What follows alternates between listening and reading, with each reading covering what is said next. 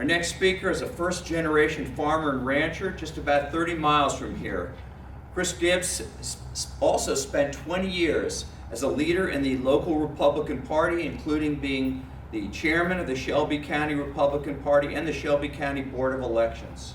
He's retired from the U.S. Department of Agriculture after 30 years of administering federal agricultural policy to farmers. He currently chairs Rural America 2020, which focuses on the failures of this administration's rural policy.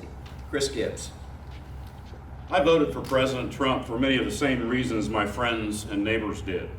We were tired of our political leaders talking a good game, if you will, but rarely delivering on the values and the income opportunities that we elected them for.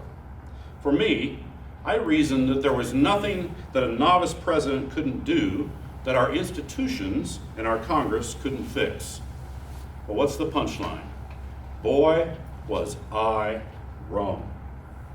While our institutions are holding up reasonably well from the daily attacks on the judiciary, our intelligence services, our post office, and even now our electoral system, I never considered that the Congress would cede its responsibility as a separate and equal branch of government, not to the executive branch, not to the White House, but they would cede that responsibility to a man. Today, all across the nation, in our homes, our businesses, and yes, even in our streets, we're witnessing friendships being tested, family relationships being strained, and raw politics demonstrated more and more like hand-to-hand combat rather than the raucous debate that we should expect out of a great nation. But let me be clear. Bad people did not create the environment we're in. Bad people did not elect this president.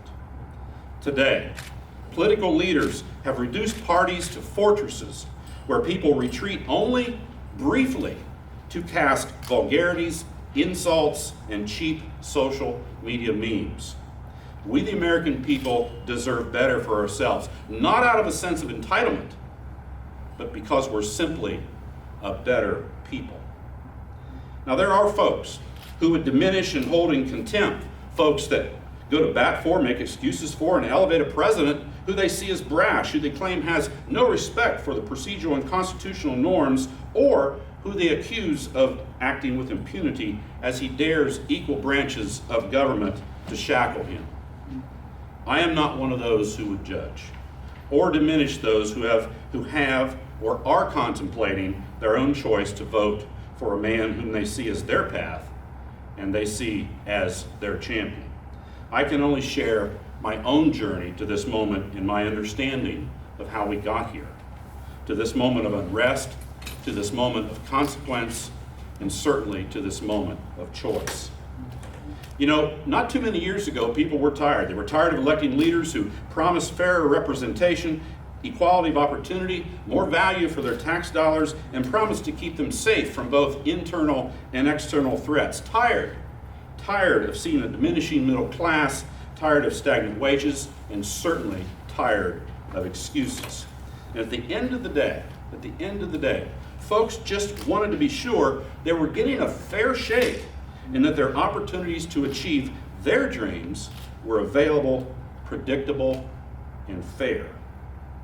You know, the human body can hide ailments which can lay dormant inside the body until the body's under stress. Good people, under actual or perceived stress, void of leaders who live up to and exemplify good people's expectations, no longer value that party's guiding principles. Instead, good people can and do succumb to the populist trappings of tribalism. They retreat to the perceived safety of the party fortress and prepare for and wage battle simply for the sake of battle. And yes, again, I understand all too well how we got here, led down this dark path. Americans have faced the prospect of being torn apart before. The Civil War, the Great Depression, Civil Rights Movement, Vietnam, all examples of those moments of unrest. But within each of those periods, with varying degrees to be sure of success and closure, once the people were heard, once they elected leaders with empathy and vision, society moved onward and upward, and we rebuilt. We're experiencing one of those periods today, and we have, in my view, an ever-closing opportunity to pull ourselves back from the brink. We've made our populist points in 2016. We've been heard, but now it's time to move ahead.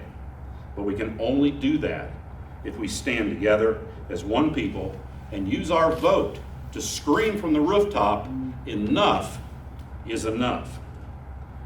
So here's my challenge, my plea today as we approach this election. I'm reaching out my hand to those who instinctively know that there's a better path, a path of hope, a path of light, a path of decency, a path of statesmanship, a path of reconciliation, and a path of reconstruction.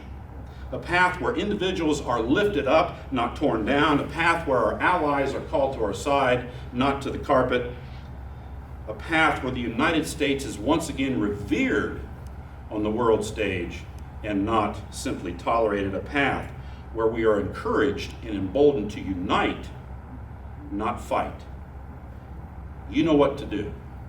And I'm here today with my fellow Operation Grant supporters, making it safe for you to stand up, clear your voices, and use that voice and your vote to say enough is enough. I'll be using mine to vote for Joe Biden, and I encourage you to do the same. Thank you.